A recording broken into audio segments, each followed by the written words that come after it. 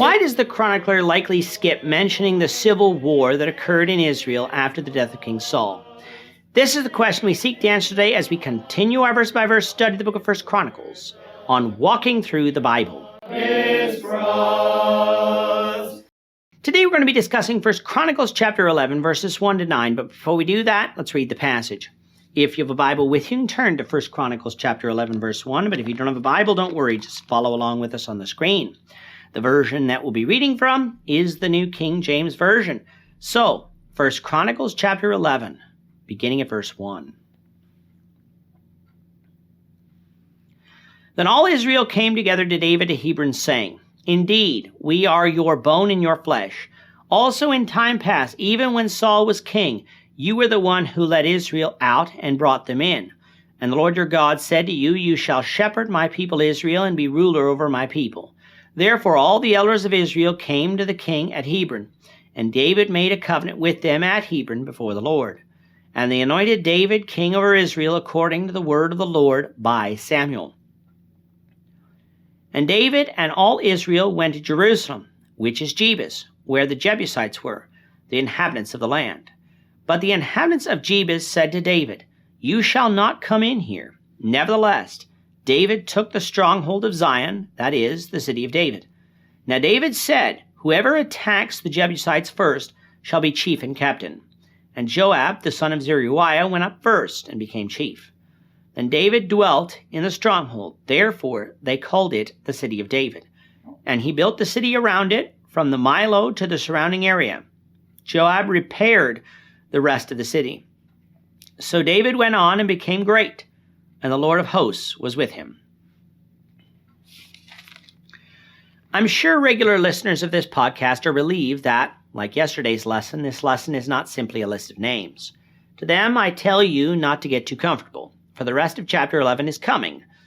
But let's remember, the chronicler has a point in giving us these names. Yes, for Israel, especially the names at the beginning, tells them which tribe they came from and provides them a little bit about their history.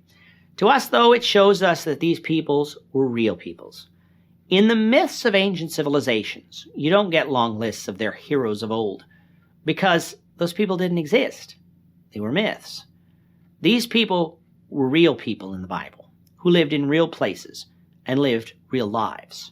Modern archaeology has doubted the existence of David and Solomon because they haven't found evidence for them. Now, of course, this too is changing. But references to the house of David shows, at the very least, that such a house existed and it ruled a region.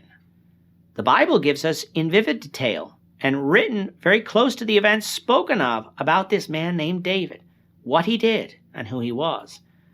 To those coming back after captivity, the life of David was as far away from them as Christopher Columbus is from those listening to this lesson in 2024. They needed to know who this man was and his importance to the nation of Israel, so that is why the chronicler, inspired by God to do so, introduced us to him earlier on in the genealogical lists and why he is focusing on him now. In the last lesson, we had the death of King Saul and his sons, which paved the way for the reign of David. However, the chronicler is going to skip the 7-year civil war between Israel and Judah, a war that erupted over this transition from the dynasty of Saul to David. From our studies of 2 Samuel, we know that Israel initially followed Ishbosheth, Saul's remaining living son, while Judah followed David. Ishbosheth reigned in Mahanaim, east of the Jordan, while David reigned in Hebron. Why does the chronicler likely skip the civil war? Because again, it's not the chronicler's intention of giving us a step-by-step history of Israel. Israel has 1 and 2 Samuel for a closer look at that, for those books were in existence at this time. No, the chronicler's primary focus is going to be on the religious worship in Israel and the organization of that, which, after the time of Moses, largely came during the reign of David.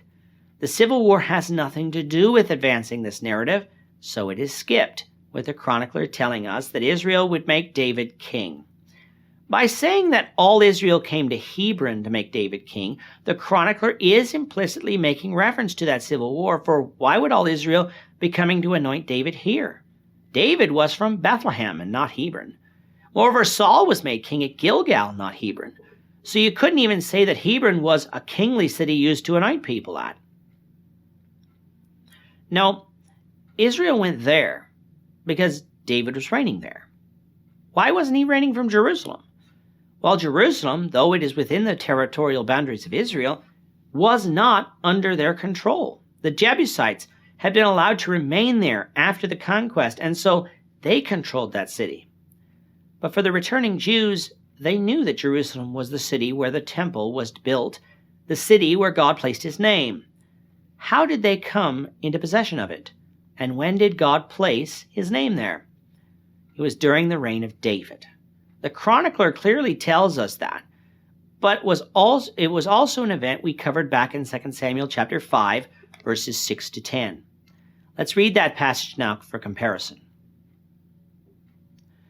And the king and his men went to Jerusalem against the Jebusites, the inhabitants of the land, who spoke to David, saying, You shall not come in here, but the blind and the lame will repel you, thinking, David cannot come in here. Nevertheless, David took the stronghold of Zion, that is, the city of David. Now David said on that day, Whoever climbs up by the way of the water shaft and defeats the Jebusites, the lame and the blind who are hated by David's soul, he shall be chief and captain. Therefore they say, The blind and the lame shall not come into the house. Then David dwelt in the stronghold and called it the city of David. And David built all around from the Milo and inward. So David went on and became great, and the Lord God of hosts was with him. As you can see, these accounts agree in all that they tell us, with 1 Chronicles 10 making it clear that it was Joab who went up first to take the city and thus became David's captain. Now, from 2 Samuel, this could be inferred from chapter 5 due to the fact that we know that Joab was David's captain. But 1 Chronicles makes that point explicitly. So that's how Jerusalem came under the control of David, and why it was also called the city of David. This is the city where David became great, because the Lord was with him. How great would he become? Well, all you have to do is look at the list of David's mighty men to find out. Something we'll begin to do, the Lord willing, in the next lesson. With that, our time is up for today. The Lord willing, we hope you'll join us for tomorrow's discussion of 1 Chronicles chapter 11, verses 10 to 19, as we continue our walk through the Bible, one verse at a time. Thank you for watching today's episode.